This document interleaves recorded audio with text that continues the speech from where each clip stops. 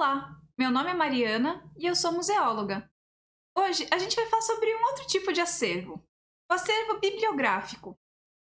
A gente está acostumado a pensar que o acervo bibliográfico ele fica em bibliotecas, né? Os livros e tudo mais. Talvez originalmente fosse assim. A biblioteca era pensada para livros, os arquivos pensados para documentos e manuscritos e os museus para objetos tridimensionais. Mas a gente passou a perceber que esses tipos de acervo eles acabam integrando as coleções desses espaços de diferentes formas.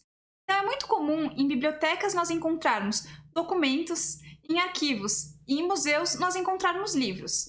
Claro que isso vai depender da tipologia do acervo do museu e do arquivo e a gente vai compor ele de uma forma diferente. Muitas vezes um livro que está em um museu, ele estará, como a gente já comentou antes, um objeto simbólico, ele vai estar representando algo. Talvez seja no caso de um museu histórico municipal, seja um documento, né, um livro importante para aquele município.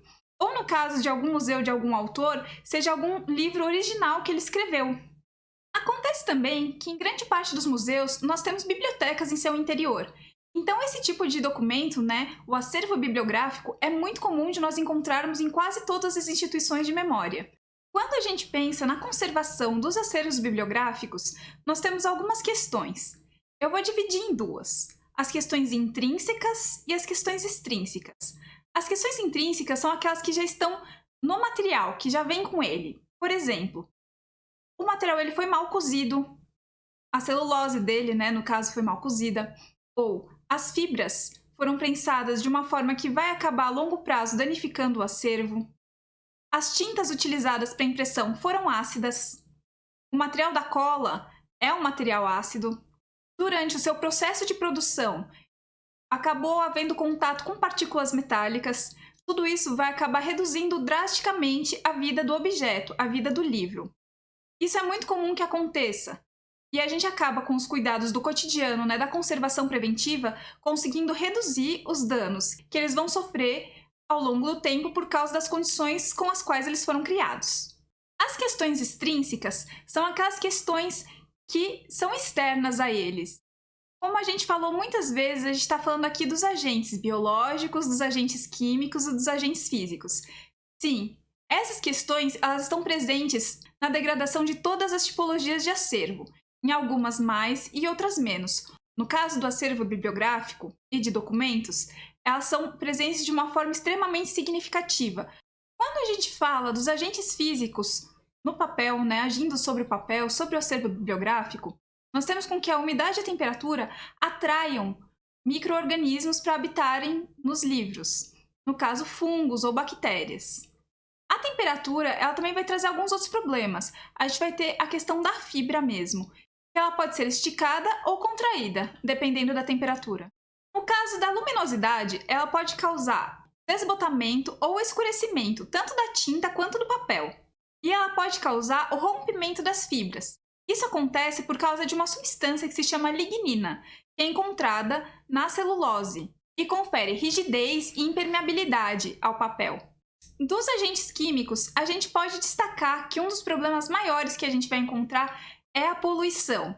Na poluição, nós temos dióxido de carbono, nós temos enxofre, nós temos nitrogênio e todos esses gases eles vão interferir com o papel e vão acabar causando danos e acelerando a degradação deles.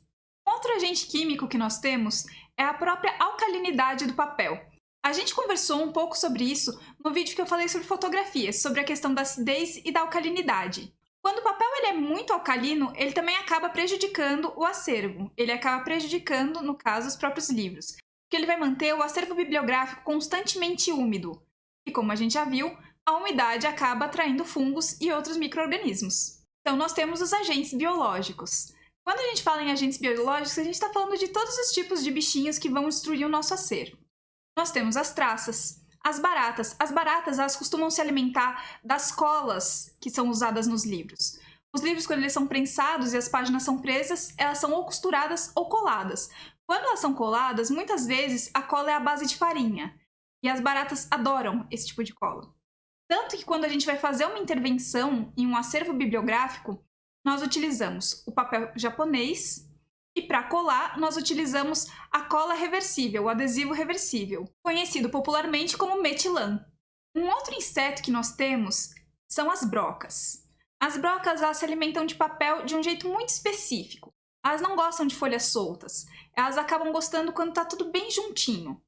E elas começam desde que elas são larvinhas até quando elas vão crescendo. E conforme elas vão se alimentando, elas vão comendo mais papel e crescendo mais, até elas virarem um inseto. O problema da broca é que a chance de contaminar outros acervos que estejam próximos é muito grande, além de elas serem extremamente nojentas.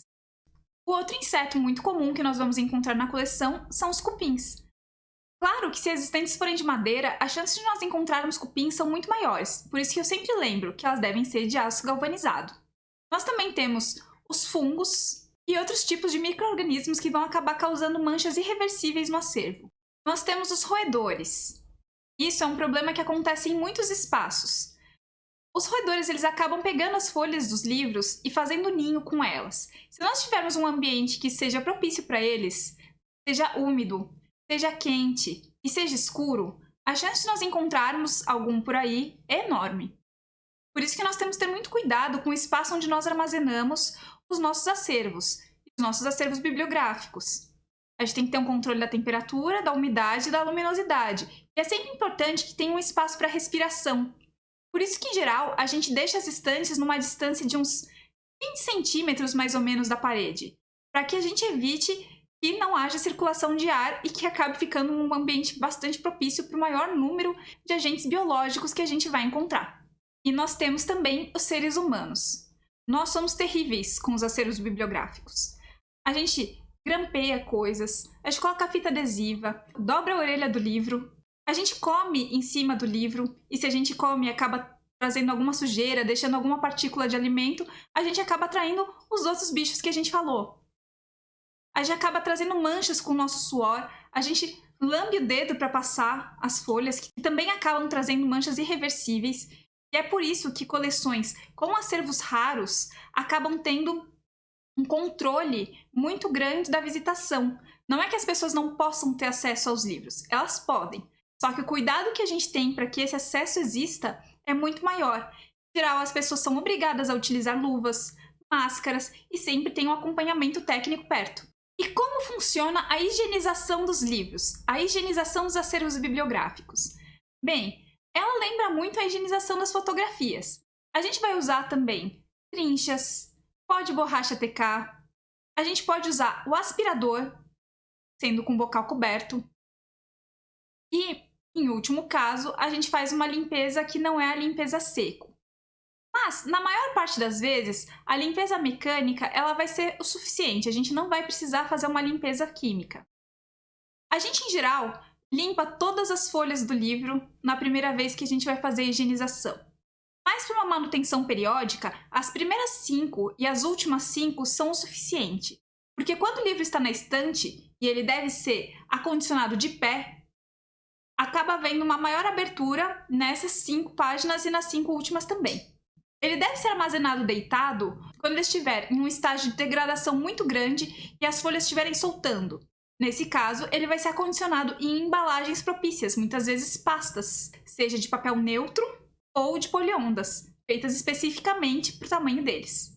Para essa atividade, você vai precisar de pincel tipo trincha, borracha ralada, gaze, TNT ou outro tecido de algodão, um aspirador de pó, caso você não tenha, você pode pular essa fase, um elástico de dinheiro e algo para apoiar o livro e evitar que ele abra muito. Eu usei uma toalha velha e limpa, enrolada nas 2 pontas, mas você pode usar também 2 panos de prato, por exemplo.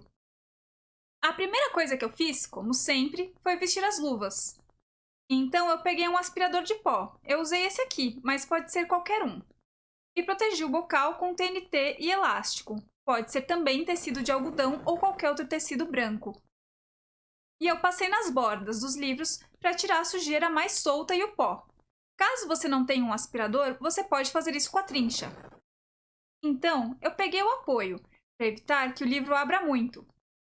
E limpei a capa e as 5 primeiras páginas com a trincha e as 5 últimas também, sempre com muito cuidado. Eu peguei o pó de borracha ralado e envolvi com a gaze, fazendo uma trouxinha. E passei na capa e na contracapa em movimentos circulares. Depois, eu passei nas 5 primeiras páginas e nas 5 últimas. No interior, eu tomei muito cuidado para não passar sobre a parte escrita. E limpei a cada página o excesso de pó de borracha que soltava. Lembrando que essa é uma das várias técnicas de limpeza que existem, a limpeza mecânica. Existe também a limpeza química e outros tipos de limpezas mecânicas também. No caso, seria como se a gente estivesse cuidando de um acervo e da sua manutenção, não seria a primeira limpeza. Então foi isso, a nossa limpeza está concluída. Então é isso, espero que vocês tenham gostado do vídeo. Semana que vem nós vamos ter mais conteúdo sobre conservação preventiva. Até lá! Tchau, tchau!